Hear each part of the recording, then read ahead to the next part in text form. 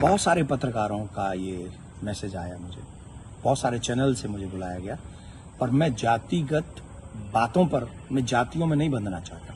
मैं सनातन कार्य के लिए कार्य कर रहा हूं, मैं सभी सनातनियों को जोड़ना चाहता हूं। रही बात चोटी काटने की, गलत है। किसी के भी साथ दुर्व्यवहार नहीं करना चाहिए। कोई भी किसी भी प्रकार का दुर्व्यवहार करता है वो ठीक नहीं। हम तो इसका प्रचार करते हैं, तिलक रखो और चोटी रखो, कलावा बांधो, कंठी पहनो, इसका हम प्रचार करते हैं। रही बात दूसरी कि जो लोग जातियों के लिए, मैंने तो देखा कि एक गांव में घटना घटी और उसमें बड़े बड़े देश के बड़े नामचीन नेता आकर बयान दे रहे हैं और वो जातियों के विरोध में बयान दे रहे हैं और वो वही काम कर रहे हैं जो अंग्रेजों ने किया था। मैं ये जानना चाहूंगा, अभी आप लोगों ने भी सुना होगा, मथुरा में एक कांड हुआ था। एक टेम्पो वाला पकड़ा गया था और उसने 23 लड़कियों के साथ दुर्व्यवहार किया था। उनकी वीडियो, उनकी पिक्चर्स और उनके सब है और वो हट जाति के थे। वो बच्चियां जो थी वो हट जाति की थी। तब कहां चले गए ये सारे मर्द? क्या एक पुरुष का मान सम्मान स्त्री के मान सम्मान से ज्यादा है? हम स्त्री के मान सम्मान के लिए क्यों नहीं खड़े हुए?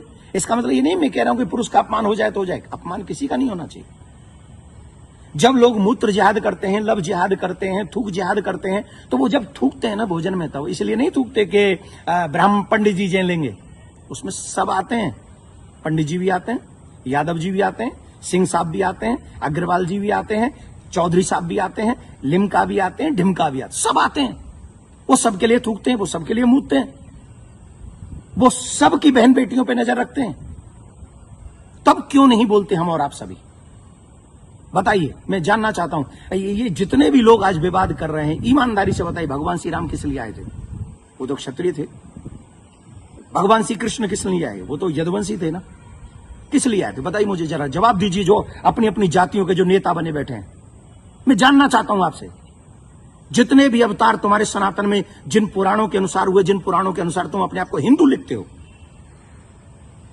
किसके लिए अवतार हुए थे? वो धर्म की स्थापना के लिए हुए थे और धर्म की स्थापना करना ही हम सबका दायित्व है कि हम इस देश में धर्म की स्थापना करें, ना कि धर्म का खंडन करें। हम सबको चाहिए कि एक साथ रहकर अपने धर्म का सम्मान करें, अपने धर्म को बढ़ाएं, अपने देश को बचाएं। ये हम लोगों की ड्यूटी होनी चाहिए। और जितने भी यदुवंशी सुन रहे हैं ना, my dear listen to me, निश्चित तौर पे मेरा जन्म जो है ब्राह्मण कुल में हुआ है, लेकिन आपको एक और बात बता दूं, यदुवंशी मेरे हैं सब। पूछे कैसे?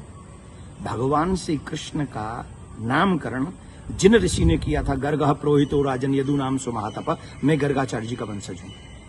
क्या मैं आपका बुरा चाहूंगा? क्या मैं जाटवों का बुरा चाहूंगा? मैं चौधरियों का बुरा चाहूंगा? मैं बनियाओं का बुरा चाहूंगा? किसी का बुरा नहीं चाहता।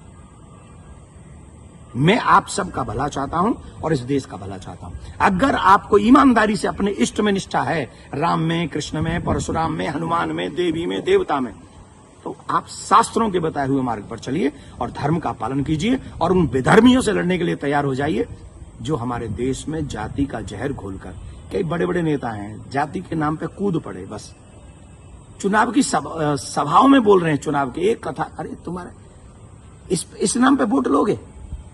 लेकिन महाराज जी, सवाल ये आ रहा है कि ब्राह्मणों के अलावा और कोई समाज का व्यक्ति कथा कर सकता है कि नहीं कर सकता? क्यों नहीं कर सकता भाई? कथा प्रवचन कहीं भी करे। हम अपने बच्चों को कहानियां सुनाते, कथा सुनाते हैं, क्या बुराई है?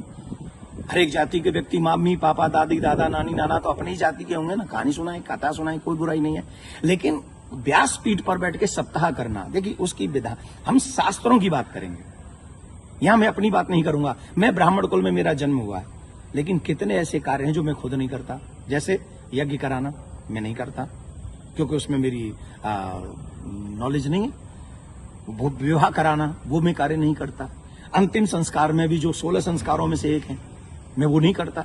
जो चीज मेरे हाथ में नहीं है वो मैं नहीं कर सकता, और जो मेरे हाथ में है वो मैं कर सकता हूं। जब हम भागवत करते हैं, एक अनुष्ठान करते हैं, अनुष्ठान को अनुष्ठान रहने दीजिए। सत्संग, प्रवचन, रामायण इत्यादि हम सब करें, कौन रोकने वाला है? और कितने ऐसे लोग हैं जो ब्राह्मण नहीं है, वो भी कथा कर रहे हैं। हमारे यहाँ तो मुस्लिम भी राम कथा करके गए हैं और हमने उनको स्वीकार किया। रसखान को हमने स्वीकार किया है।